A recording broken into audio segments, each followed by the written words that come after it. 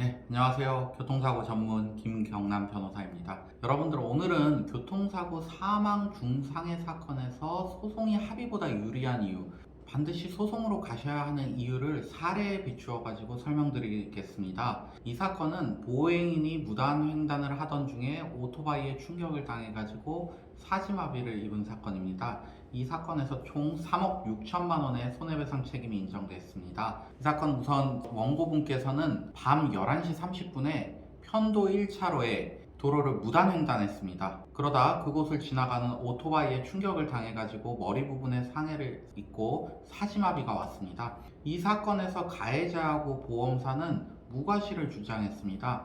그 이유는 밤 11시에 앞이 보이지 않는데 특히나 횡단보도 근처에 있는 도로로 누군가가 무단횡단할 것은 예상할 수가 없다. 즉 신뢰의 원칙을 주장한 것이죠. 흔히들 가해자와 보험사 측에서는 무단횡단 사건에서 신뢰의 원칙을 들면서 나는 모든 교통법규를 따라서 준수한 상태에서 운전을 했는데 상대방이 교통법규를 위반했고 그러한 사실을 예견할 수 없었다는 그 신뢰의 원칙을 들어서 무과실을 주장하면서 책임을 부정하는 경우가 많습니다. 문제는 상당수의 피해자분들이 그 말을 맞는 것으로 받아들이고 소송이나 사건 진행을 포기하는 경우가 흔하다는 것입니다. 허나 이 사건에서 피고 측 책임 비율이 60%로 인정되었고 일반적인 무단횡단 사건에서도 당시 노면 상태나 운전자의 상태에 비추어 보았을 때 가해자 측의 상당한 비율의 책임이 인정되는 경우가 많습니다. 그렇기 때문에 쉽사리 신뢰의 원칙이란 얘기를 듣고 소송 진행을 포기하셔서는 안 됩니다.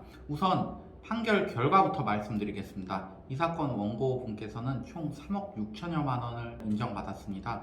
이 금액에는 기대 여명까지 일실 수입, 향후 치료비, 그리고 개호비가 인정됐는데 개호인은 2명으로 인정이 되었습니다. 이 사건 재판에서 가장 핵심이 되었던 것은 과실 비율, 그리고 노동능력 상실률, 적정 개호인 수가 되었습니다. 우선 과실 비율이 문제가 된 이유는 이 사건이 밤 11시 30분에 갑자기 도로를 횡단하는 사건이기 때문에 가해 차량 쪽에서는 이거는 원고를 도저히 예측을 할 수 없었고 내가 피할 수가 없는 교통사고다라고 항변을 했습니다. 이 사건 재판 결과에서는 당시에 날씨가 맑았고 노면 상태도 좋았고 그리고 이 가해 차량 운전자가 수사기관에서 사고 이전 3m 즈음에서 이 원고분이 길을 건너가는 것을 볼 수 있었다 라고 진술한 부분을 미루어서 보면 전방 주시 의무를 태만히 하지 않고 주시 의무를 다했다 그러면은 이 사건 사고를 충분히 회피할 수 있었다 라고 본 것이죠. 그리고 그 과실 비율이 피고 측의 60%에 이른다고 평가하였습니다. 이 사건에서 가해자와 보험사가 최초 주장한 무과실과는 현저하게 차이가 나는 비율입니다.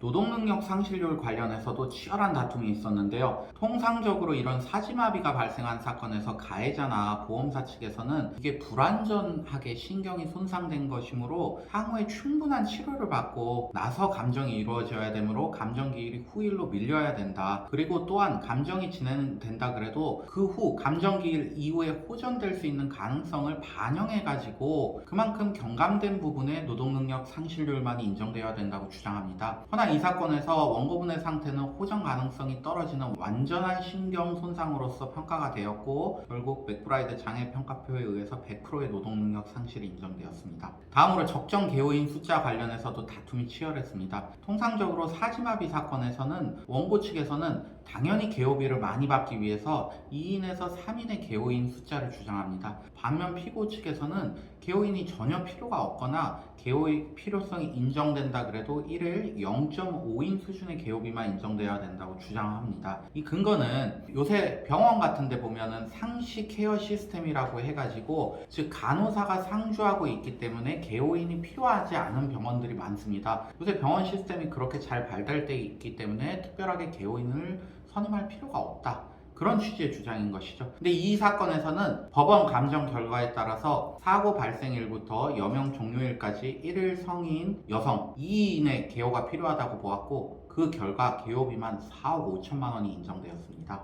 이 밖에도 위자료 산정과 관련해서는 원고분에게 100% 영구장애가 발생했고, 그리고 가해자 측의 과실 비율이 60%에 이른다는 점을 종합해가지고 서울중앙지방법원 위자료 산정 기준에 따라서 총 6천만 원의 위자료가 인정되었습니다. 여러분들, 일반적으로 무단횡단 사건에서 가해자와 보험사는 무과실을 주장하며 배상 책임을 부정하는 경우가 많습니다. 이 경우 이들의 말을 신뢰하고 손해배상 청구권을 미리 포기하거나 또는 극히 낮은 가액으로 합의를 할 경우 막심한 손해를 볼 수 있습니다. 본건에서도 원고와 그 가족분들이 밤 11시 30분에 무단횡단을 하던 원고의 과실 비율이 40% 정도로만 인정돼서 결국 피고가 60%의 책임을 질지는 본인들도 예상하기 어려웠을 것입니다. 사망, 중상의 사지마비 사건은 그 배상액이 상당히 높은 사건입니다. 그렇기 때문에 꼭 교통사고 전문 변호사의 조력을 받아서 분쟁을 해결하실 것을 권유해 드립니다. 비록 소송을 맡기게 되면 일정 부분의 수수료가 드는 것은 사실입니다. 하지만 조력을 받아가지고 손해배상의 폭을 그거보다 대폭 증액시키는 것이 경제적으로 훨씬 유리합니다. 그리고 변호사한테 지출한 소송비용은 추후 소송비용 확정이라는 별도의 재판을 통해서 모두 상대방으로부터 받아오면 될 수 있기 때문이죠.